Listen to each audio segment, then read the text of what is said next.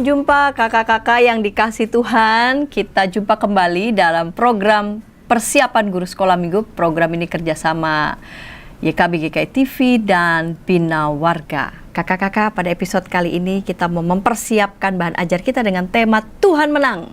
Tema kita Tuhan Menang dari Injil Matius pasal 28 ayat 1 sampai 10. Dan sebentar lagi Kak Pendeta Hendra akan menyampaikan bahan Alkitab.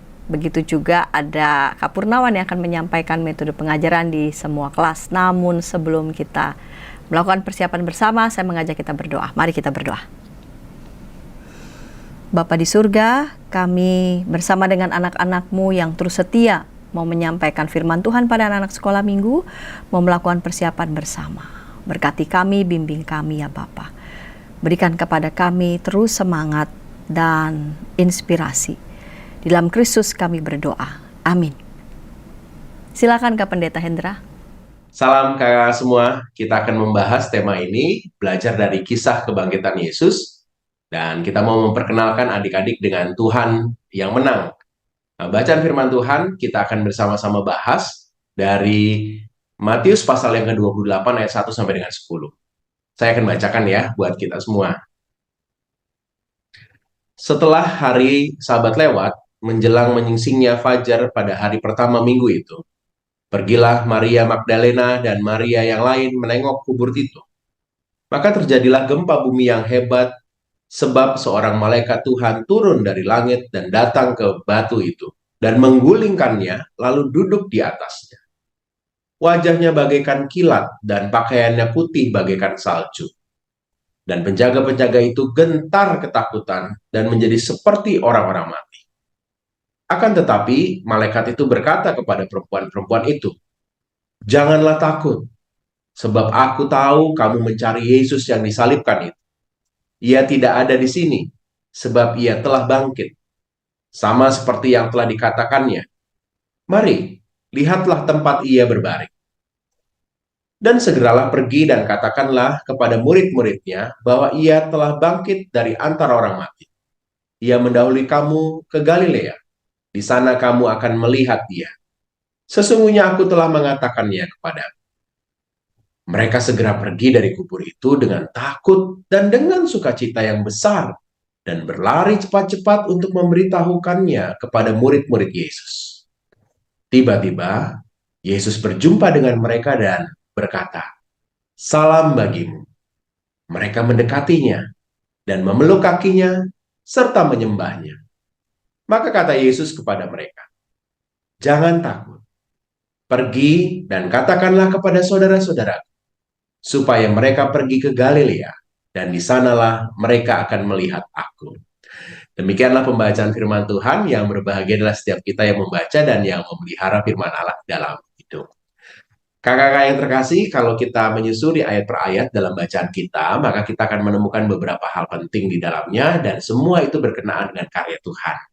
Di ayat yang pertama disampaikan dalam teks firman Tuhan bahwa hari Sabat lewat, dan barulah beberapa perempuan datang ke kubur Tuhan Yesus. Jadi ini menunjukkan betapa para perempuan pada saat itu dan juga sebagian besar daripada murid Tuhan Yesus sangat-sangat mentaati hari Sabat. Mereka adalah orang-orang yang menjalani tradisi keagamaan, peraturan-peraturan agama Yahudi pada saat itu. Mereka adalah orang-orang yang walaupun dalam kesedihan karena baru saja kehilangan gurunya, tapi mereka tetap menghormati apa yang menjadi aturan kemasyarakatan pada saat itu, aturan keagamaan Yahudi. Mereka tetap ada di tempat, di rumah, bukan dikubur Yesus ketika hari Sabat, walaupun kesedihannya begitu meluap. Ya, biasanya orang yang sedih masih mau tinggal di kuburan untuk meluapkan kesedihannya itu, meskipun orang yang meninggal itu sudah dimakamkan. Tapi dalam kisah kita ini disebutkan bahwa mereka tetap menghormati hari Sabat, mereka pulang ke rumah, mereka bersedih mungkin ada di rumah. Nah, ketika hari Sabat sudah lewat, pada fajar hari pertama minggu itu, jadi benar-benar momen di mana larangan beraktivitas pada Sabat itu selesai, mereka langsung datang ke Yesus. Terlihat apa yang dilakukan oleh Maria Magdalena dan Maria yang lainnya ini sangat baik. Mereka datang mengungkapkan kasih mereka pada Tuhan Yesus. Tapi kalau kita melihat ketika mereka menengok kubur Tuhan Yesus dan kita membandingkan dengan beberapa bacaan Injil yang paralel mengisahkan hal serupa, nampak bahwa mereka sudah lupa dengan apa yang diajarkan oleh Tuhan Yesus tentang kebangkitan. Dalam teks firman Tuhan disebutkan bahwa mereka dengan sedih hati, dengan kegelisahan, dengan hati yang berduka datang. Mereka lupa bahwa Tuhan Yesus pernah mengatakan soal kebangkitan pada hari yang ketiga. Jadi terlihat sekali bahwa banyak sekali tekanan yang mereka alami ini sehingga mereka nggak bisa mengerti apa yang Tuhan Yesus sebenarnya sudah ajarkan kepada mereka. Walaupun demikian, apa yang dilakukan oleh Maria Magdalena dan Maria yang lainnya rasanya jauh lebih baik daripada para murid-murid yang tidak sama sekali datang ke kubur Yesus pada saat itu. Mungkin karena mereka takut juga, mungkin kegelisahan hati mereka masih begitu dalam, mereka belum siap. Jadi tekanan-tekanan dalam kehidupan patut diwaspadai bisa membuat ada banyak hal yang mungkin Tuhan sudah ajarkan kita tidak ingat, kita lupa dengan itu. Nah, ini yang dialami oleh para murid-murid juga. Nah, dalam situasi kegelisahan di mana tekanan, kedukaan yang begitu besar, Tuhan itu berinisiatif untuk menjumpai para murid. Dalam teks firman Tuhan ayat yang kedua disebutkan bahwa seorang malaikat Tuhan turun dari langit dan datang. Jadi ini bukan dipanggil atau ada sebuah inisiatif dari manusia, tapi ini benar-benar inisiatifnya datang dari Tuhan. Tuhan melalui malaikat Tuhan turun datang untuk menyapa para perempuan yang datang ke kubur Yesus pada saat itu. Dan bukan hanya menyapa, tapi menggulingkan batu itu, penutup kubur, dan duduk di atasnya. Bagi saya, kata menggulingkan menunjukkan bahwa ia berkuasa, apalagi duduk di atasnya. Batu yang besar itu nggak punya daya apa-apa, bahkan malaikat Tuhan mendudukinya di atasnya. Jadi ini mau menggambarkan bahwa Tuhan tuh jauh lebih berkuasa daripada batu kubur yang besar itu. Batu kubur di mana para perempuan ini tidak bisa menggulingkannya karena begitu besar. Di teks firman Tuhan di Injil yang mengisahkan kisah yang paralel juga disebutkan para perempuan ini berpikir gimana caranya untuk menggulingkan batu yang besar itu untuk meminyaki Tuhan Yesus, jenazah Tuhan Yesus. Nah, pada saat itu Tuhan berkarya untuk menggulingkan batu itu. Kakak-kakak yang terkasih, dari teks firman Tuhan ini kita mendapati bahwa Tuhan itu berinisiatif untuk meyakinkan manusia. Dia berkuasa besar, dia meyakinkan bahwa ia adalah Allah yang menang. Ia datang untuk memberikan keyakinan.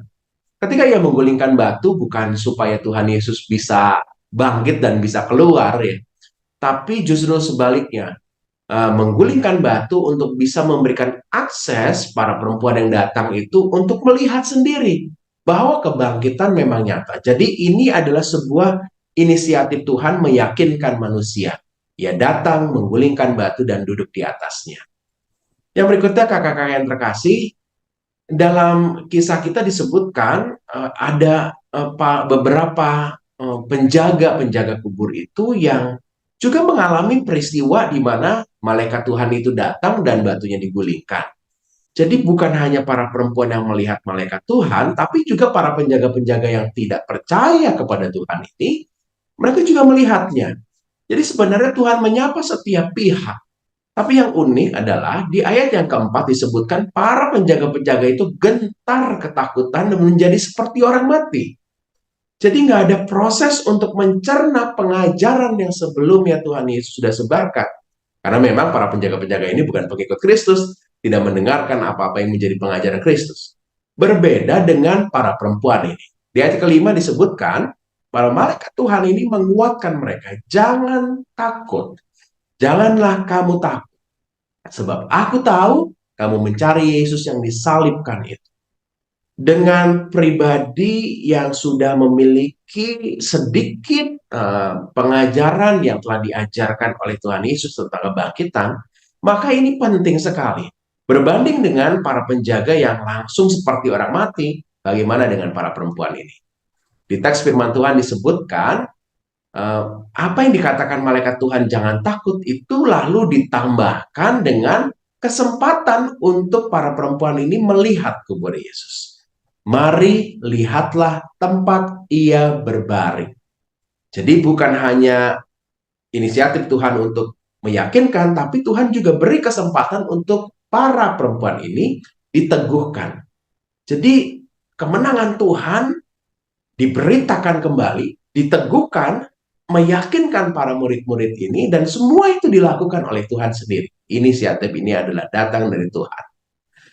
Dan disebutkan di dalam bacaan kita, ada sebuah perintah untuk mereka pergi, dan mereka menyambutnya. Di ayat 8 disebutkan, mereka segera pergi dari kubur itu. Dengan takut dan dengan sukacita yang besar. Jadi takut dalam bacaan firman Tuhan di ayat ke-8 ini menggambarkan kebingungan, kegelisahan, hormat terhadap malaikat Tuhan, tapi bercampur sukacita.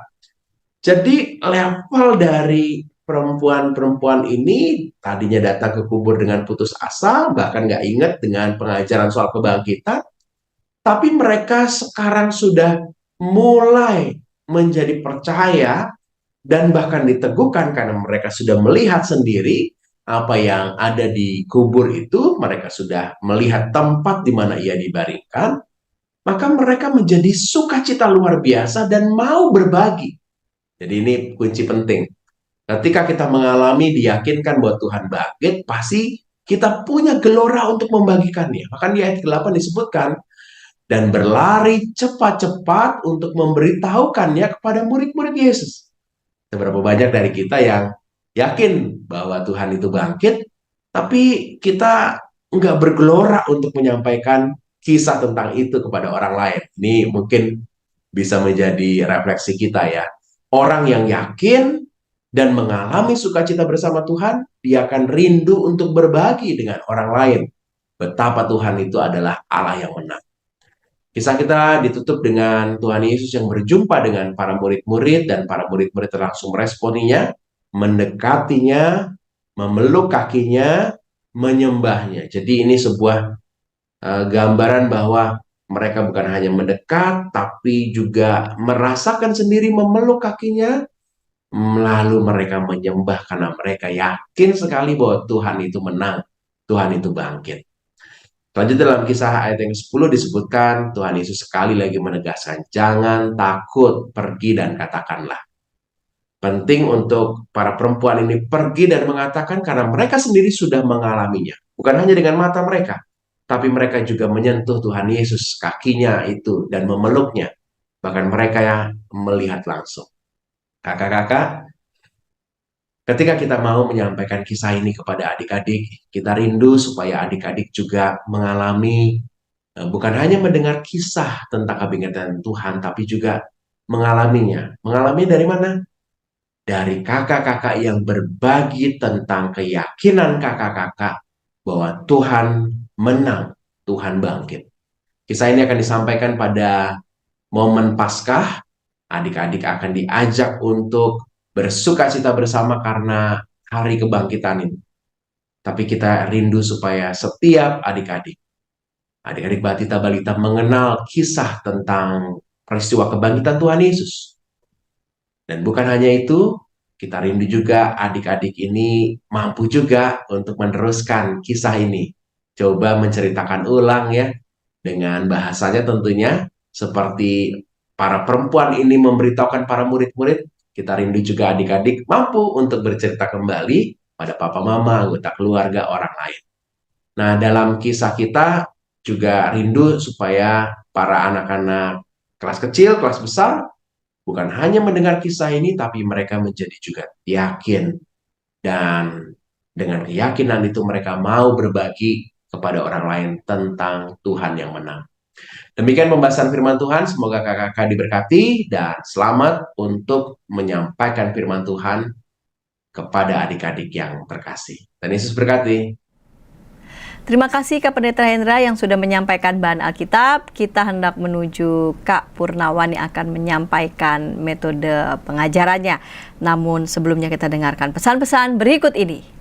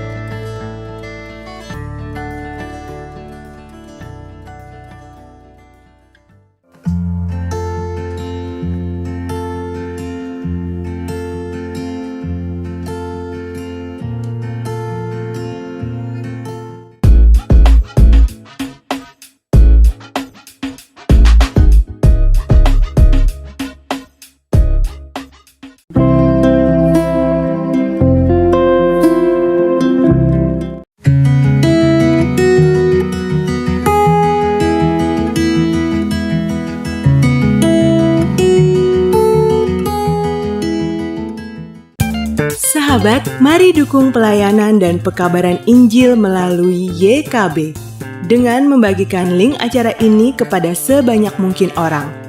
Dukungan juga dapat saudara lakukan dengan mentransfer dukungan finansial ke rekening BCA ke nomor 450 305 2990 450 305 2990 atas nama Yayasan Komunikasi Bersama.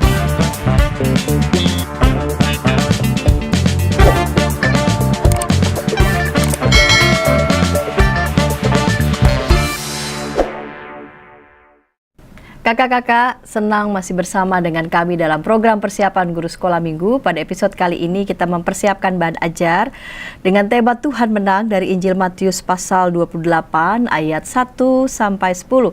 Baru saja Kak Pendeta Hendra sudah menyampaikan bahan Alkitab. Dan sekarang kita menuju Kak Purnawan yang akan menyajikan metode pengajaran untuk semua kelas, batita-balita, kelas kecil dan kelas besar.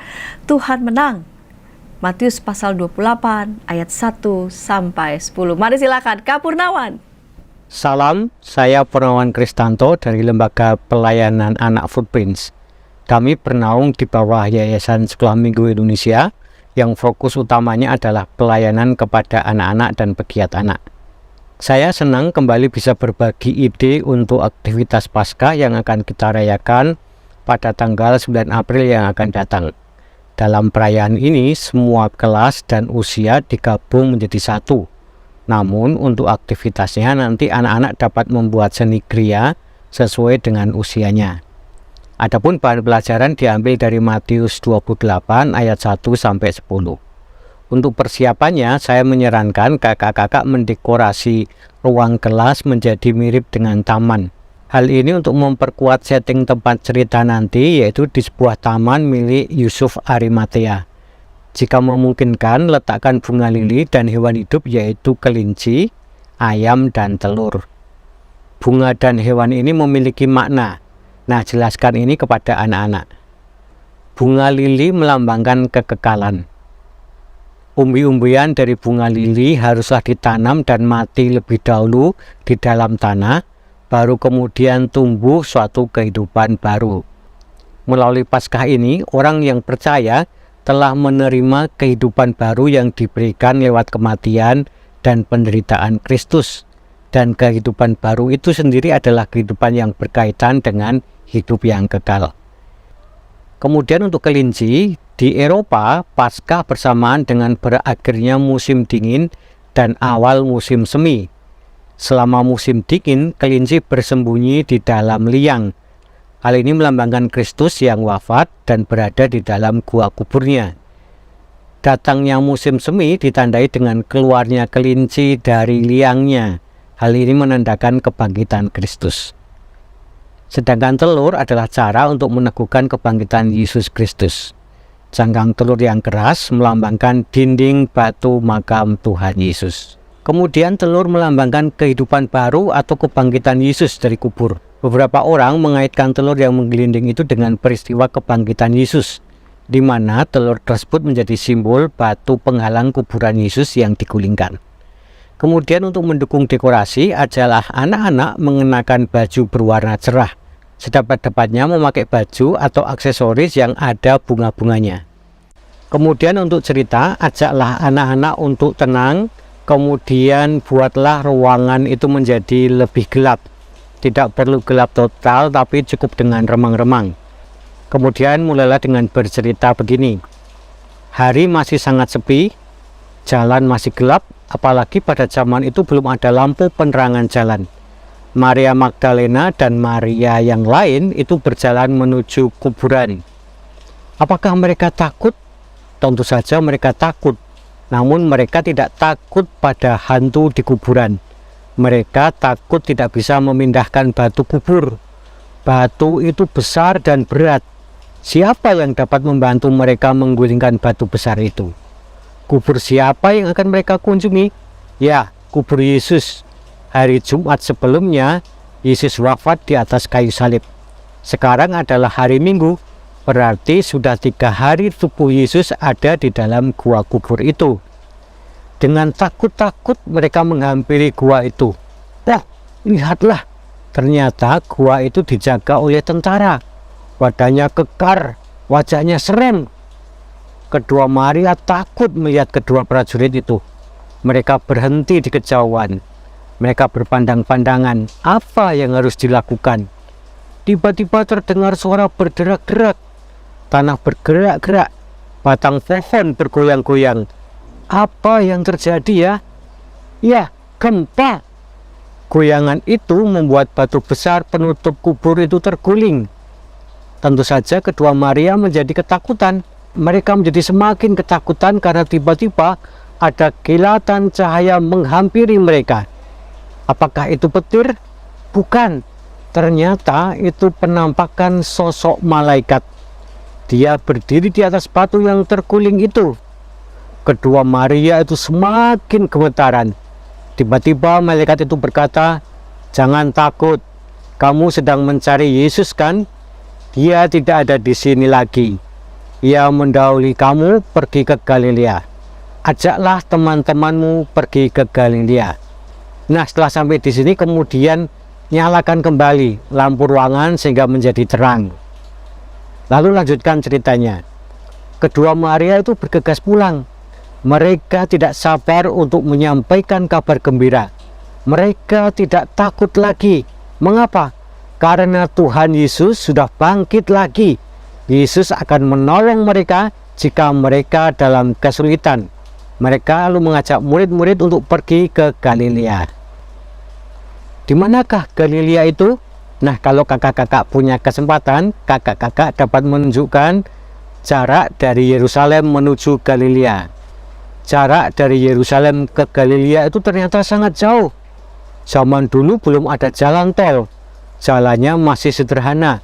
Butuh waktu 3-4 hari dengan berjalan kaki. Tentu saja di jalan ada banyak bahaya.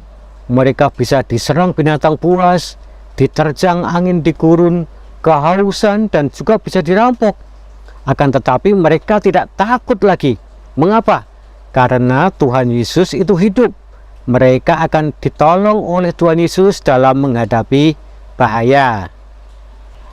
Lalu untuk penerapannya, kakak-kakak dapat memilih salah satu dari aktivitas berikut ini. Yang pertama itu adalah aktivitas memunculkan Yesus dari dalam gua kubur. Kakak-kakak dapat menggunakan gelas kertas yang dilubangi di bagian bawahnya, lalu tempelkan gambar Yesus di ujung stik es krim. Kemudian masukkan salah satu ujung dari stik es krim itu ke dalam lubang yang sudah dilubangi di bagian dasarnya. Setelah itu kakak-kakak dapat mencontohkan bagaimana cara menggunakannya, yaitu dengan ditarik ke bawah sehingga gambar Yesus tertutup oleh gelas. Dan ketika Yesus bangkit, maka kakak-kakak dapat menunjukkannya dengan mendorong stik es krim itu ke atas.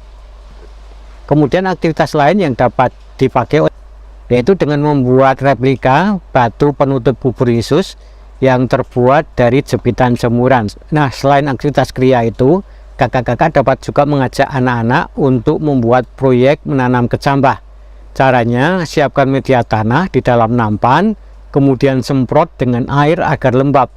Setelah itu, siapkan benih kacang hijau dan berikan pada anak-anak. Nah, pada hari Minggu Palma atau pada hari Jumat Agung, ajak mereka membenamkan biji kacang hijau itu ke dalam media tanah. Sampaikan bahwa ini melambangkan tubuh Kristus yang dikubur. Setelah itu simpan nampan itu di tempat yang gelap dan usahakan selalu lembab, tutupi dengan serbet. Nah, pada Minggu Paskah, ajak anak-anak untuk memeriksa nampan itu kembali. Kacang hijau itu sudah bertumbuh dan melambangkan kebangkitan Kristus. Nah, demikian ide untuk perayaan Paskah. Semoga dapat memantik ide kakak-kakak untuk menyiapkan perayaan Paskah nanti. Sekian dulu dari saya, Purnawan Kristanto undur diri. Salam.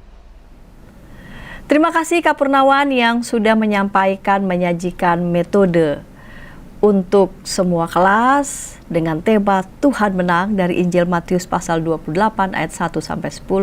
Dan kami sudah menyajikan baik metode maupun bahan Alkitab. Kakak-kakak mari semangat untuk kembali mematangkan persiapan kakak-kakak nih supaya persiapannya makin mantap. Kita mau mengakhiri episode kali ini, namun sebelumnya saya mengajak kita berdoa. Mari kita berdoa. Bapa di surga, kami bersyukur untuk Kak Pendeta Hendra maupun Kak Purnawan yang sudah menolong kakak-kakak guru sekolah minggu yang mau menyampaikan firman Tuhan dalam pengajaran tentang Tuhan menang. Kiranya Tuhan boleh terus memberkati dan berikan semangat kakak-kakak semua yang masih harus mematangkan persiapan bersama dengan teman-teman satu tim. Terima kasih Bapa di surga, dalam Kristus kami berdoa. Amin. Sampai jumpa kakak-kakak.